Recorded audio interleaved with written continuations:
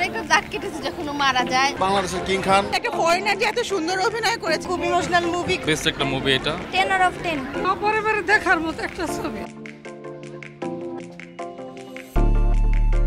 আবার আরেকটা দাগ কেটেছে যখন ও মারা যায়। এই মারা যাওয়াটাই দাগ কেটেছে, এটাই আমাদের খারাপ লেগেছে, এখনো কান্না আসছে। বাংলাদেশের কিং খান বেস্ট একটা ছবি করছে, অত্যন্ত ভালো লাগছে। এই যে মাহিয়া মাইর সাথে যে একটা বন্ডিং এর যে ব্যাপারটা, হ্যাঁ এটা খুব ভালো লাগছে। এটা আসলে একটা ফরেনার যে এত সুন্দর অভিনয় করেছে, এটা খুবই অ্যাপ্রিসিয়েটেবল।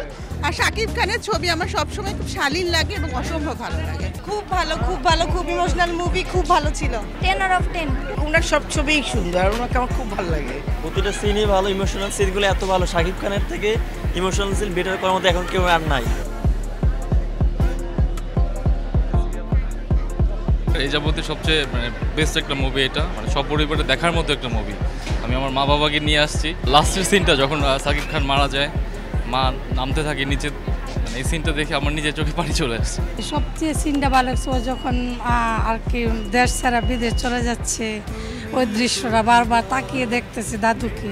আসলে ফিনিশিংটা বেশি ভালো লাগে নাই, যেহেতু নাক মারা গেছে।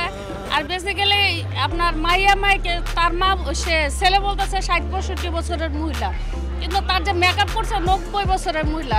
ডিরেক্টর কি বলবো জানি না, কিন্তু আমার কাছে লাস্টে মাইয়া মাইয়ের মেকআপটা খুব বাজে লাগছে। আজকাল 60-65 বছর মহিলারা ইয়াং স্মার্ট। প্রিয়তমা থেকে এটা অনেকটা বেটার লাগছিল, কিন্তু লাস্টে দিয়ে যে ফিনিশিংটা তো ভালো লাগে না। লাস্টে যে নায়িকার সাথে মিল হতো তাহলে যাওয়া তো একটু ভালো লাগতো, কিন্তু লাস্টে নায়িকার সাথে মিল দেয় না, তত ভালো লাগে নাই। রাজকুমার সোফার খুবই ভালো লেগেছে। সিনেমাটোগ্রাফি, গান সব মিলিয়ে আমার মনে হয় আমি আসলে বুঝতে পারি না এত ভালো হবে। তোমার কথাতে আমি হব রাজকুমার। যখনই সময় পাই আমি মুভি দেখতে চলে আসি। সো আজকে আসলে শুরু করেছি রাজকুমার দিয়ে, যেহেতু কিং খান শাকিব খানের মুভি, এবং ভাইবটাও সব জায়গা থেকে এটা বেশি পাচ্ছিলাম। সো সব কিছু মিলিয়ে এটা দিয়ে স্টার্ট করলাম, আরও সবগুলো দেখার ইচ্ছা আছে।